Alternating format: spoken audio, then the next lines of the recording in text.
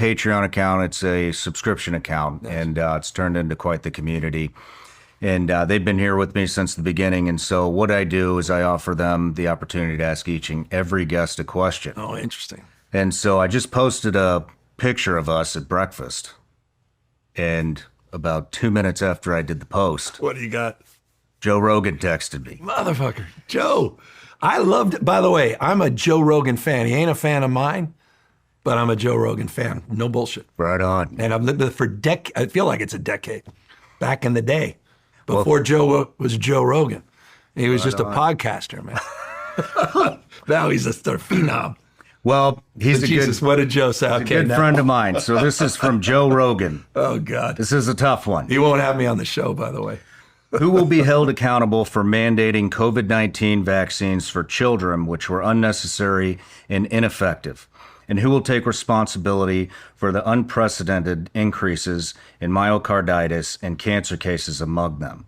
Second to that, do you feel any remorse for that draconian decision that was obviously heavily influenced by the pharmaceutical companies' desire for maximum profit? Yeah, I've signed some of the most progressive laws against Big Pharma in the country, so I have receipts on that. So no one should suggest that it was about doing the bidding of Big Pharma. Quite the contrary.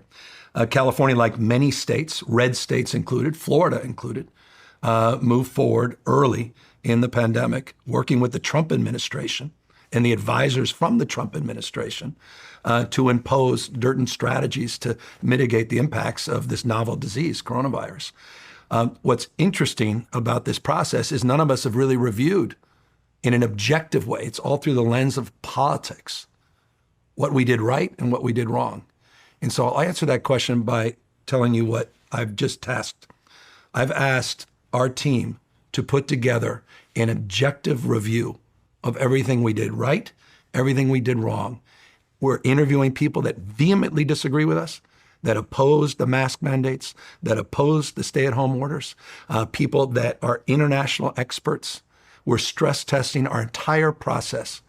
Coulda, shoulda, woulda. Comparing and contrasting to what other states did. I mean, Florida shut down their bars and restaurants before California. Before California.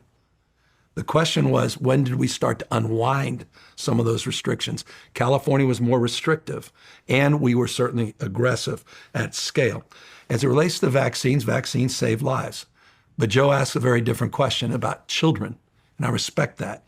And that was where there was a lot of feedback with a lot of experts that I had as advisors. By the way, I used advisors from 2 other states.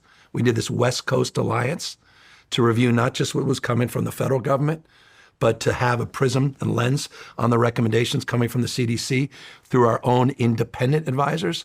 And I took their advice, not as a doctor, but as a governor. So with humility, seriously, humility and grace, I've asked them to have that report done. It's going to be done next month. And it'll be the only state that I know of that is putting out a truly objective review of what went right and what went wrong. And I know everyone's a goddamn genius now in hindsight. But at the time, none of us knew what we were up against, including the President of the United States, who I worked very closely with. There wasn't a Democratic governor in America that worked closer during the pandemic than I did with Donald Trump.